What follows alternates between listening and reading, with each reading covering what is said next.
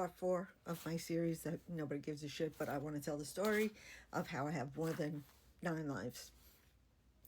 So in the hospital, they put me on the bedpan, that whole fiasco. They pull me out of the room finally, and they say, you're only getting a room because you need a catheter. And I'm like, I'm really sick. Like, I need help. They send me for a CAT scan. They send me for an MRI. I'm in the MRI room, and I can't even lay flat, and I'm just crying and crying. And they're like, well, you have to lay flat. So it took like an hour for me to finally flatten out. MRI is done.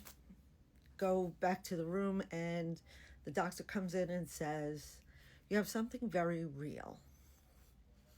Okay, was it fake before? He says, you have an epidural hematoma.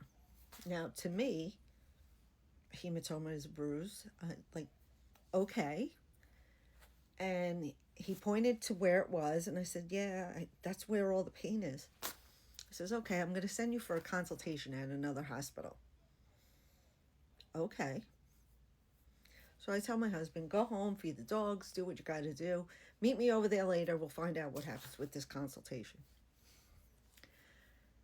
I get in the ambulance, and the the EMT says to me, is this a code blue?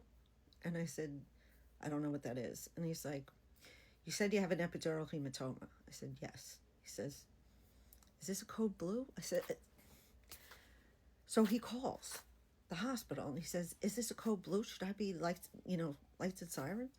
They said, no, keep her calm. Okay. So he just kind of talked to me the whole way there. No big deal.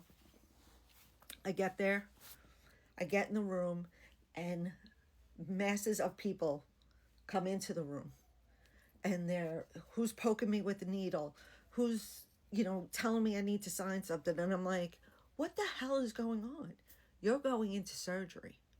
I'm not going into surgery. I'm here for a consultation. You're not here for a consultation. You're here for surgery. I look at the clock. It's 5:15. I said, my husband's not here. I don't have my phone. Like, what are we doing? They run me down the hallway. Run next to the gurney. Run me down the hallway. I get into the operating room.